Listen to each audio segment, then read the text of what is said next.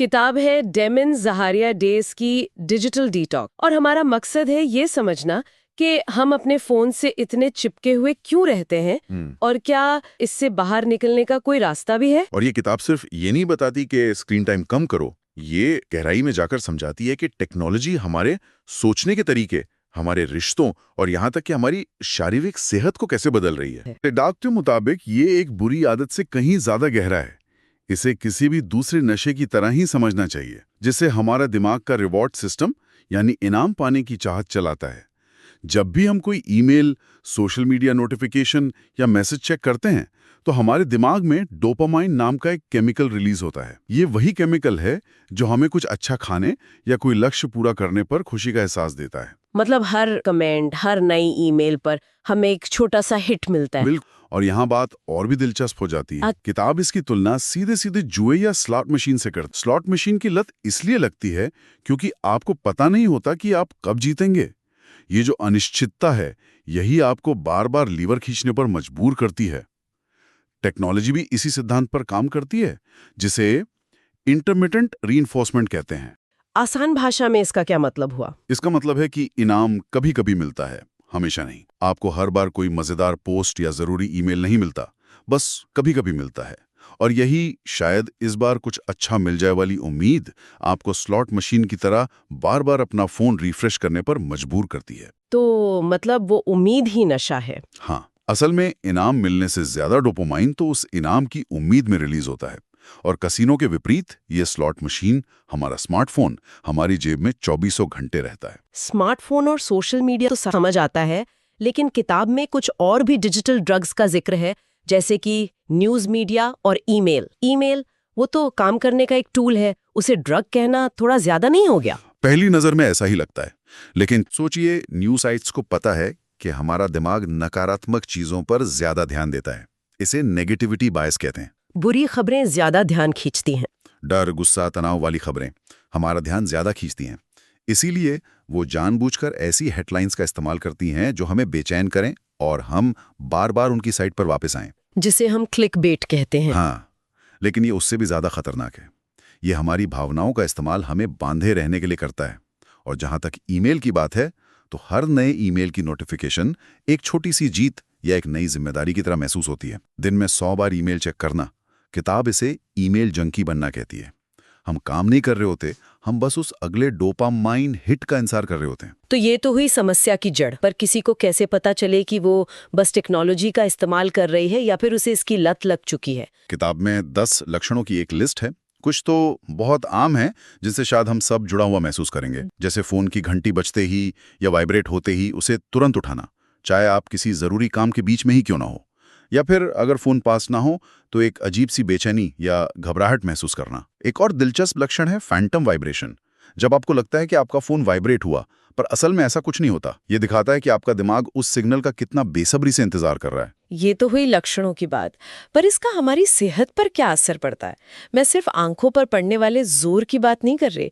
क्या इसके कोई और गहरे छुपे हुए नुकसान भी हैं? बहुत गहरे नुकसान है। किताब में 12 दुष्प्रभावों की लिस्ट दी गई है।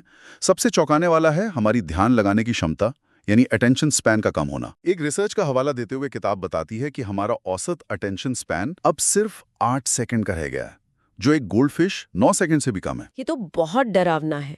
इसका मतलब तो ये हुआ कि हम किसी भी मुश्किल काम या किसी गहरी सोच में डूब ही नहीं सकते। और ये सिर्फ काम तक सीमित नहीं है। सोचिए, अगर हम अपने दोस्तों या परिवार की बात भी 8 सेकंड से ज्यादा ध्यान से नहीं सुन पा रहे, तो हमारे रिश्ते कितना खोखले हो जाएंगे। ये सिर्फ ध्यान की कमी नहीं है, ये हमारे इंसान होने के अनुभव पर हमला है। और शारीरिक नुकसान? शारीरिक नुकसान भी है। एक बहुत बड़ा उदाहरण है टेक्निक, यानी गर्दन और पीठ में दर्द। किताब के मुताबिक जब हम फोन देखने के लिए अपना सिर सिर्फ 60 डिग्री झुकाते हैं, तो हमारी रीढ़ की हड्डी पर लगभग 27 किलो का दबाव पड़ता है। हाँ, ये एक 8 साल के बच्चे को अपनी गर्दन पर बिठाने के बराबर है। ये सब सुनकर तो काफी निराशा होती है। ऐसा लगता है जैसे हम एक ऐसे जाल में फंस गए हैं जिसे तोड़ना नामुमकिन है, क्योंकि ये सब तो हमारी जिंदगी का हिस्सा बन चुका है। समाधान का नाम है डिजिटल डिटॉक्स। इसका मतलब बहुत सीधा है। एक तय समय के लिए अपने सभी डिजिटल डिवाइस, खासकर स्मार्टफोन, टैबलेट और लैपटॉप से पूरी तरह 100% दूरी बना लेना। लेकिन क्यों? क्या हम धीरे धीरे अपना इस्तेमाल कम नहीं कर सकते? एकदम से सब कुछ बंद कर देना तो बहुत मुश्किल लगता है। ये सवाल बहुत जरूरी है और किताब इसका साफ जवाब देती है। उसका तर्क है कि धीरे धीरे आदत छोड़ने की कोशिश करना ठीक वैसे ही है जैसे कोई नशे का आदी अपनी खुराक कम करने की कोशिश करे। यह तरीका अक्सर नाकाम होता है। हमारा दिमाग उस डोपामाइन साइकिल में फंस चुका है। उस साइकिल को तोड़ने और दिमाग के रिवॉर्ड सिस्टम को रीसेट करने के लिए उस कनेक्शन को पूरी तरह काटना जरूरी है। जैसे कंप्यूटर को रीस्टार्ट करना पड़ता है, वैसे ही दिमाग को भी रीस्टार्ट की जरूरत है। लेकिन ये सिर्फ फोन बंद कर दो कहने जितना आसान तो नहीं होगा। इसकी तैयारी कैसे की जाए? किताब सिर्फ ये नहीं कहती कि क्या करना है, बल्कि ये भी बताती है कि कैसे करना है। पहला और सबसे जरूरी कदम है एक प्लान बनाना। पहले से तय करें कि आपका डिटॉक्स कितनी देर का होगा। किताब का सुझाव है कि शुरुआत 24 घंटों से की जा सकती है, जैसे शनिवार सुबह से लेकर रविवार सुबह तक। तारीख और समय तय करना बहुत जरूरी है। दूसरा कदम शायद सबसे मुश्किल लगे। अपने फोन से सोशल मीडिया ऐप्स हटा दें, डिलीट कर दें। लेकिन ऐप्स हटाना ये तो बहुत बड़ा कदम लगता है। कई लोगों के लिए तो ये उनके काम या सोशल लाइफ का हिस्सा है। क्या इसका कोई बीच का रास्ता भी है? ये एक बहुत जरूरी सवाल है। किताब का तर्क है कि डिटॉक्स के दौरान कोई बीच का रास्ता नहीं होना चाहिए। ये वैसा ही है जैसे आप सिगरेट छोड़ने की कोशिश कर रहे हैं और जेब में बस एक सिगरेट रख लें। उस ऐप को हटाने का मकसद सिर्फ लालच कम करना नहीं, बल्कि दिमाग को यह सिग्नल देना है कि कंट्रोल अब आपके हाथ में है, ऐप के नहीं। तो मतलब डिटॉक्स के बाद वापस इंस्टॉल कर सकते हैं? हाँ बिल्कुल, लेकिन उस 24 या 48 घंटे के लिए उन्हें हटाना जरूरी है। चौथा कदम है ऑफलाइन गतिविधियों की एक लिस्ट बनाना। किताब इस पर बहुत जोर देती है कि खाली दिमाग शैतान का घर होता है। बोरियत इस लत का सबसे बड़ा ट्रिगर है। जैसे ही हम बोर होते हैं, हमारा हाथ फोन की तरफ जाता है। इसलिए डिटॉक्स शुरू करने से पहले ही प्लान कर लें कि आप उस खाली समय में क्या करेंगे। कोई पुरानी हॉबी जिसे छोड़ दिया था, कोई किताब पढ़ना, दोस्तों से असल में मिलना, बाहर घूमने जाना, कुछ भी। पांचवा कदम है अपने दोस्तों और परिवार को बताना कि आप एक डिजिटल डिटॉक्स पर जा रहे हैं। उन्हें बता दें कि आप फोन पर उपलब्ध नहीं रहेंगे। इसका एक साइकोलॉजिकल फायदा भी है। जब आप दोस्तों परिवार को बता देते हैं तो आप पर एक सोशल प्रेशर बन जाता है। अब आप पीछे नहीं हट सकते, एक जिम्मेदारी सी आ जाती है। ये आपको ट्रैक पर रखने में बहुत मदद करता है। तो ये सिर्फ इच्छा शक्ति का खेल नहीं है, ये एक सोची समझी रणनीति है। तो मान लीजिए किसी ने ये सब किया, प्लान बनाया, ऐप्स हटाए, दोस्तों को बताया और 24 घंटे बिना फोन के गुजार लिए। इन सब का फायदा क्या है? उसे क्या मिलता है? क्या जिंदगी सच में बदल जाती है? किताब के अनुसार हाँ, बिल्कुल बदल जाती है। वो 15 तरीकों की लिस्ट देती है जिनसे जिंदगी बेहतर होती है। लेकिन एक जो सबसे बड़ा और गहरा बदलाव है, वो है मानसिकता में। हम फोमो से जोमो की तरफ बढ़ते हैं। जोमो? सुनने में तो ये बहुत अच्छा लगता है, लेकिन क्या ये असल जिंदगी में मुमकिन है? आज की दुनिया में चाहे वो काम हो या दोस्तों से जुड़े रहना, अगर आप ऑनलाइन नहीं हैं तो आप सच में बहुत कुछ मिस कर सकते हैं। क्या ये जोमो का आइडिया थोड़ा ज्यादा आदर्शवादी नहीं है? ये एक बहुत अच्छा सवाल है। किताब ये नहीं कहती कि आप दुनिया से कट जाएं। जोमो का मतलब ये नहीं है कि आपको कुछ भी पता न चले। इसका मतलब है कि अब आपको इस बात की चिंता या बेचैनी नहीं होती कि दुनिया में क्या छूट रहा है। आपको एहसास होता है कि जो आपके सामने हैं, वो दोस्त जिससे आप बात कर रहे हैं, वो किताब जो आप पढ़ रहे हैं, वो सूर्यास्त जो आप देख रहे हैं, वो ऑनलाइन चल रही किसी भी चीज से ज्यादा जरूरी और ज्यादा असली है। दिमाग ज्यादा साफ सोच पाता है। लगातार नोटिफिकेशंस और जानकारी की बौछार से हमारे दिमाग में एक मानसिक धुंध छा जाती है। डिटॉक्स उस धुंध को साफ करता है। अच्छा। नींद बेहतर होती है क्योंकि सोने से पहले स्क्रीन से निकलने वाली नीली रोशनी हमारी नींद के हार्मोन को डिस्टर्ब करती है। और सबसे बड़ी बात, ध्यान लगाने की वो क्षमता जो 8 सेकंड पर आ गई थी, वो धीरे धीरे वापस आने लगती है। हम अक्सर बोरियत से बचने के लिए तुरंत फोन उठा लेते हैं। हाँ बिल्कुल। लेकिन लेखक का तर्क है कि बोरियत हमारी दुश्मन नहीं, दोस्त है। यही बोरियत असल में रचनात्मक सोच को जन्म देती है।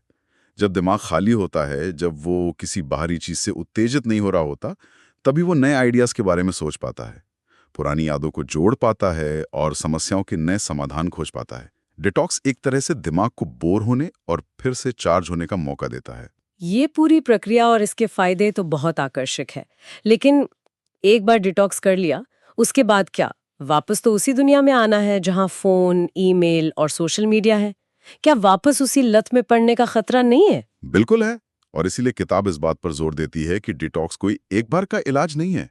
ये एक औजार है जिसे आपको समय समय पर इस्तेमाल करना है ताकि आपकी आदतें काबू में रहें। ठीक है।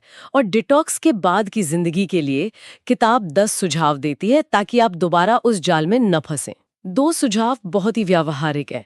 पहला, अपने लिए व्यक्तिगत नियम बनाना। जैसे जब मैं किसी से बात कर रहा हूं तो फोन टेबल पर नहीं रखूंगा, या सुबह उठने के पहले 30 मिनट और सोने से पहले 30 मिनट फोन इस्तेमाल नहीं करूंगा, या फिर ब्राउजर में एक बार में 7 से ज्यादा टैब नहीं खोलना। ये छोटे छोटे नियम आपको कंट्रोल वापस देते हैं। दूसरा सुझाव है अपने फोन के लगभग सभी नोटिफिकेशन बंद करना। सिर्फ कॉल और शायद मैसेज के अलावा सब कुछ बंद कर दें। Social media, email, news apps के नोटिफिकेशन बंद कर दें। इससे हर आवाज या वाइब्रेशन पर तुरंत प्रतिक्रिया देने की आदत टूटती है। अब आप तय करेंगे कि आपको कब फेसबुक या ईमेल चेक करना है, न कि आपका फोन तय करेगा कि आपका ध्यान कब भटकना चाहिए। ये एक छोटा सा बदलाव है, लेकिन इसका असर बहुत बड़ा हो सकता है। बिल्कुल। तो यहाँ बड़ी तस्वीर ये है कि मकसद टेक्नोलॉजी को पूरी तरह छोड़ना नहीं है, बल्कि उसके साथ अपने रिश्ते को बदलना है। सही कहा। इसका असली मकसद टेक्नोलॉजी के साथ एक स्वस्थ और सोचा समझा रिश्ता बनाना है, जहां आप उसके मालिक हों, वो आपका नहीं। आप तय करें कि आप उसे कब, कहां और कैसे इस्तेमाल करेंगे। इस पूरी चर्चा से एक आखिरी विचार दिमाग में आता है। हमारी जो डिजिटल आदतें हैं, वे किस हद तक हमारी अपनी पसंद है और किस हद तक वे एक ऐसे सिस्टम का नतीजा हैं जिसे हमारा ध्यान खींचने और हमें उलझाए रखने के लिए ही बड़ी होशियारी से डिजाइन किया गया है। मतलब हम जिसे अपनी मर्जी समझ रहे हैं, कहीं वो किसी और का लिखा हुआ कोड तो नहीं।